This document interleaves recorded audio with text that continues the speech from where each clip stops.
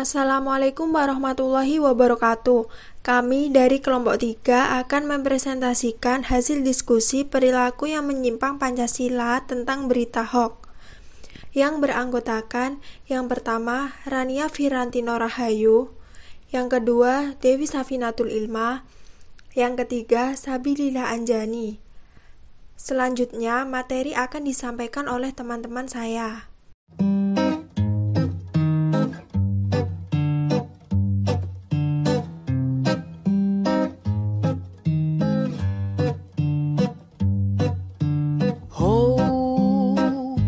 Dengar Indonesia, negara dengan ketuhanan yang Maha Esa, sehingga Tuhan jadi jawaban akan semua persoalan yang gak terjawab.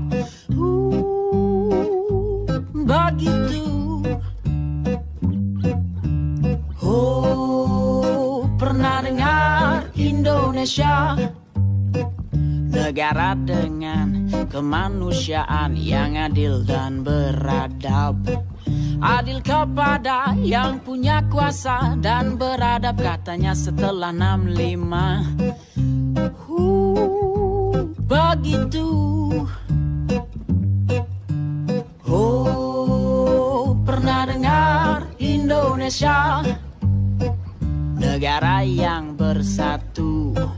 Kemudian muncul banyak persatuan yang adu kuat dengan persatuan yang lainnya. Begitu.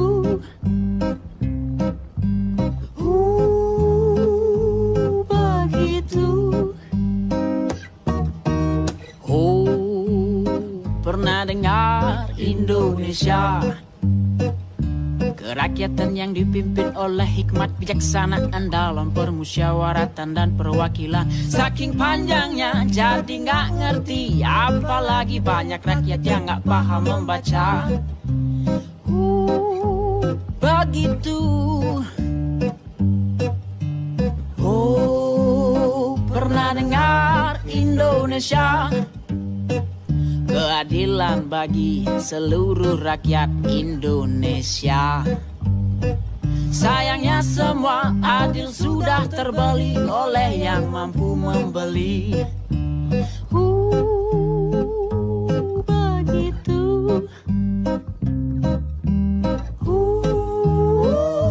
Begitu. Ini Indonesia.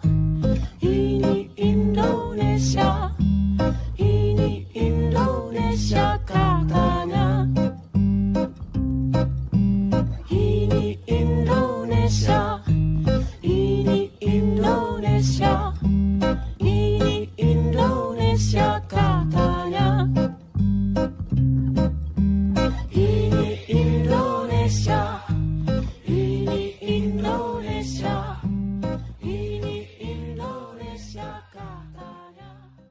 Nah, kalian sudah lihat kan macam-macam penyimpangan terhadap Pancasila. Jadi, kelompok kami akan menjelaskan satu permasalahan mengenai penyimpangan-penyimpangan Pancasila, yaitu perilaku hoax. Apa itu hoax? Siapa yang mau tahu? Nah, gimana misalnya kalau lo lagi asik-asik makan mie instan, terus lo cek sosmed, orang-orang lagi pada heboh nge-share berita ada koruptor dikutuk rakyat jadi ikan pari. Iya sih, itu kabarnya bagus, tapi bikin kesel karena itu adalah hoax. Tapi sebenarnya apa sih hoax itu? Hoax adalah usaha untuk menipu atau mengakali masyarakat untuk mempercayai sesuatu. Kata hoax berasal dari sebuah mantra hokus pokus yang biasa digunakan para pesulap di abad ke-16 atau semacam mantra abrakadabra. Jadi kayak pesulap, penyebar hoax mencoba membuat seseorang melihat suatu kebenaran menjadi kepalsuan atau sebaliknya. Masyarakat Telematika Indonesia pada tahun 2017 melakukan survei dan mencatat sebanyak 91,8% jenis hoax yang diterima responden berkaitan dengan politik dan SARA. Hoax-hoax ini paling banyak beredar di media sosial dan aplikasi chatting. Jadi, hoax atau di bahasa Indonesia akan menjadi hoax yang berarti berita bohong, palsu, atau tipuan yang diciptakan orang tuna normal untuk meraih suatu tujuan, baik dari segi politik, ekonomi, kejahatan, atau sekedar lelucon semata. Hoax merupakan informasi yang sesungguhnya tidak benar, tapi seolah-olah dibuat benar adanya. Kini hoax menjadi tren di perbincangan masyarakat. Keadaannya dianggap meresahkan publik, yang mana dapat menjadi suatu ancaman perpecahan bangsa. Seiring dengan perkembangannya teknologi, media online menjadi sangat berperan dalam penyebaran suatu informasi. Nah, berikut ini merupakan contoh film pendek mengenai perilaku hoax.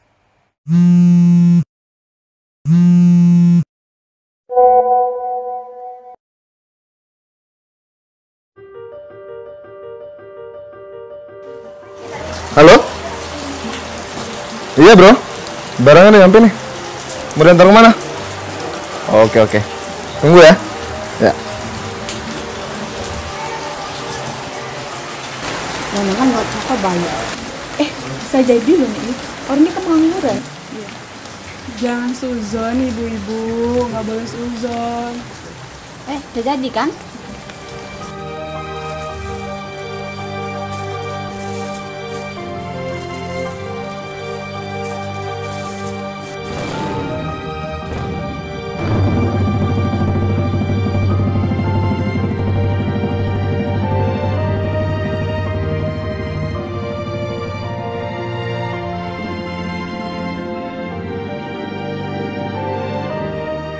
Bilangin suami kamu tuh ada yang jualan narkoba. Iya, biar diusir tuh. Ada apa tuh? Nih bang, tetangga kita ada yang jualan narkoba. Usir aja.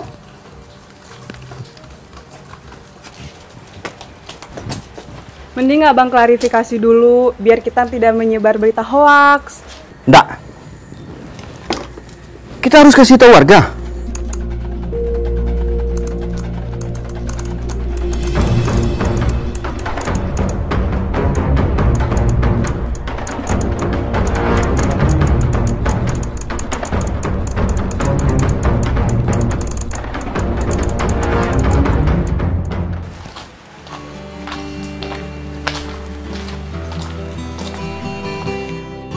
Assalamualaikum.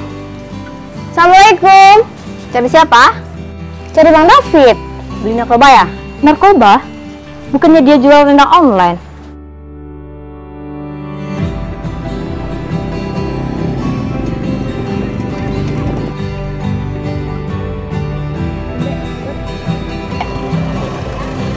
Sumbangannya, Pak. Maaf ya. Buat kebakaran, Pak. Iya, Pak. Maaf. Orang kaya kok pelit.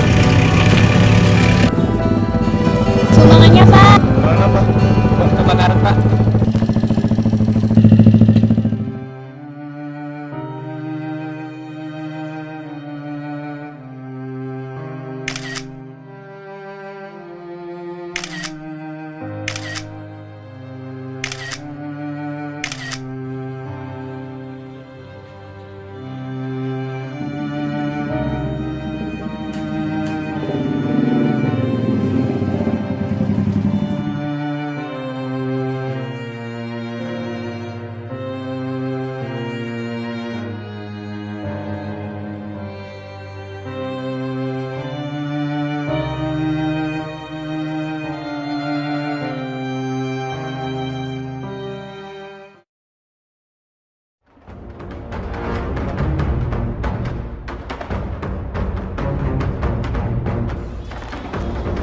Tidak ada narkoba yang boleh hidup di kampung ini.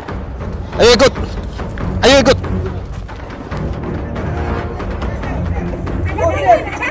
Di kampung kita ada pengedar narkoba. Harus kita usir. Ayo, usir. Yang mana rumahnya?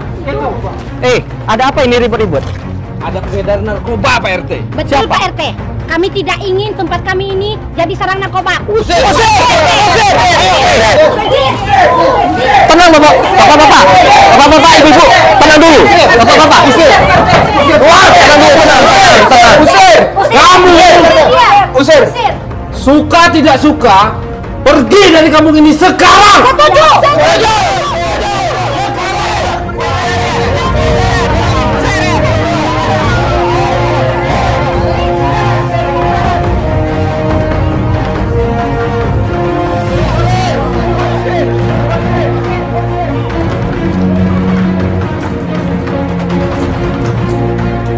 gara-gara informasi yang abang sebar. Narkoba tidak boleh di sini. Nah kan narkoba? Sini, coba. Ini rendang paku, Bu. Bukannya dia jual rendang online?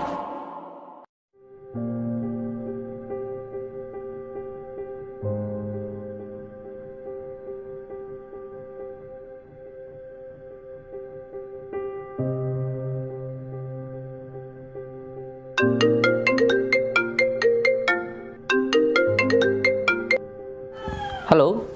Halo, Assalamualaikum. Waalaikumsalam. Ini benar Pak RT? Ya, benar sekali ya. Pak, saya barusan baca postingan David tentang kebakaran, Pak. David. Ya Pak RT, benar David Pak RT. Baik Pak RT, kalau saya mau bantu kira-kira gimana ya Pak? Silakan diantar langsung ke lokasi aja ya Pak ya. Oke, baik Pak RT. Makasih Pak RT.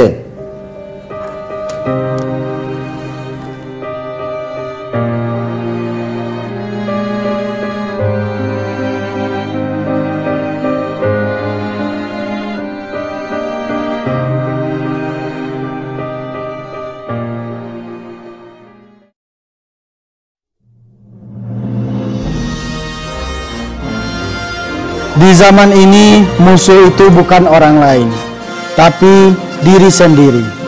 Kita sedang hidup di era kejayaan teknologi informasi. Semua orang bisa mengakses dan menyebarkan semua informasi, mulai dari informasi baik sampai informasi bohong. Siapa yang menerima informasi tanpa klarifikasi, maka dia akan menjadi korban kemajuan teknologi. Tapi siapa yang cerdas memanfaatkan teknologi informasi, dia akan jadi pahlawan masa kini. Selamat memperingati ulang tahun kemerdekaan Republik Indonesia yang ke-72. Merdeka! Merdeka! Merdeka! Merdeka! Kalian udah lihat kan bahwa hoax sangat merugikan pihak lain. Kalian udah lihat kan bahwa hoax sangat merugikan pihak lain. Selain itu, ancaman dari penyebaran berita hoax yaitu dapat menimbulkan perpecahan.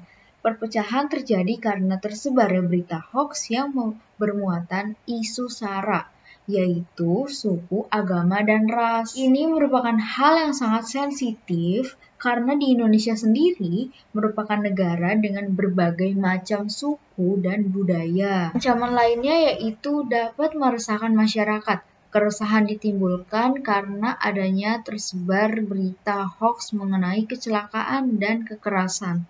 Berita hoax pada kekerasan tentunya dapat meresahkan masyarakat. Melalui penyebaran ini, tentunya masyarakat akan cemas pada keselamatan dirinya maupun keluarga, terutama pada anak dan kaum hawa. Berita kecelakaan juga dapat meresahkan masyarakat. Dengan tersebarnya berita hoax seperti kecelakaan pesawat ataupun kereta dapat menimbulkan stigma pada masyarakat bahwa transportasi tersebut sudah tidak aman lagi dan membuat masyarakat takut dan resah. Nah, sebelum terlalu jauh mempengaruhi pola kehidupan berbangsa dan bernegara ke arah yang negatif, maka kita harus kembali kepada pijakan awal berdirinya suatu negara ini. Pijakan awal tersebut adalah falsafah negara bangsa Indonesia yang mendasari berdirinya negara bangsa ini, yaitu Pancasila. Karena Pancasila merupakan dasar yang dapat menyaring kemajuan global demi kemajuan dan kemakmuran. Kedudukan Pancasila sebagai dasar negara dan ideologi negara mengandung nilai-nilai yang dijadikan pedoman bagi bangsa Indonesia dalam kehidupan bermasyarakat, berbangsa dan bernegara. Nah, nilai-nilai tersebut terdapat pada poin-poin sila-sila pada Pancasila. Pada sila pertama, yaitu ketuhanan yang Maha Esa, yang berarti percaya dan takwa pada Tuhan yang Maha Esa sesuai agama dan kepercayaannya masing-masing. Agama apapun melarang bahwa bertindak bohong merupakan perbuatan yang salah dan tidak boleh dilakukan. Sila ini mengajarkan setiap individu harus merasa takut pada Sang Pencipta. saat hendak menyebarkan berita palsu ataupun hoaks, serta harus mengedepankan nilai-nilai kejujuran. Pada sila kedua, kemanusiaan yang adil dan beradab berarti menjunjung tinggi nilai kemanusiaan dengan berani membela kebenaran dan keadilan. Sila ini mengajarkan kita sebagai manusia yang bermartabat agar tidak berlaku sewenang-wenang terhadap orang lain. Contohnya ialah menyebarkan informasi hoaks yang bersifat menjatuhkan ataupun berisikan hujatan terhadap orang lain, sebab kita sebagai makhluk ciptaan Tuhan memiliki derajat yang sama.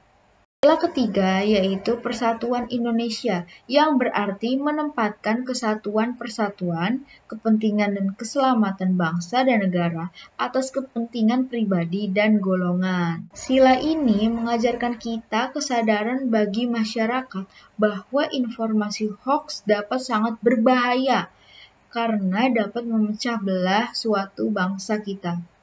Sila keempat yaitu kerakyatan yang dipimpin oleh hikmat kebijaksanaan dalam permusyawaratan perwakilan, yaitu bahwa keputusan yang diambil harus dapat dipertanggungjawabkan secara moral dan setiap pengambilan keputusan harus mengedepankan permusyawaratan untuk mencapai suatu mufakat. Contohnya pada penyebaran informasi hoaks dan ujaran kebencian, kini kian masif menjelang momentum pemilihan kepala daerah 2018 dan pemilihan presiden 2019. Penyebarannya dapat menyebabkan konflik antar kelompok dan krisis kepercayaan yang mengancam kualitas demokrasi di masa depan. Dan yang terakhir adalah sila kelima, yaitu keadilan sosial bagi seluruh rakyat Indonesia, yaitu menciptakan suasana kekeluargaan dan gotong royong dengan tidak melakukan perbuatan yang merugikan kepentingan umum. Menciptakan suasana kekeluargaan diwujudkan melalui sikap teliti dan tidak dengan mudah menerima berita hoaks yang dapat menimbulkan perpecahan dan meninggalkan berita hoaks. Karena itu, Pancasila berperan penting dalam pemberantasan atau pemberhentian penyebaran berita hoaks, yakini dengan memperhatikan nilai Pancasila dan menerapkannya pada kehidupan sehari-hari. Pancasila merupakan dasar falsafah dan ideologi bangsa Indonesia, sehingga dapat diambil kesimpulan bahwa Pancasila merupakan dasar negara dan ideologi bangsa yang diharapkan dapat menjadi pandangan hidup bangsa Indonesia sebagai dasar persatuan bangsa, lambang persatuan dan kesatuan, dan pertahanan bangsa Indonesia. Di sini saya akan menjelaskan dasar dalil dari penyebaran berita hoax.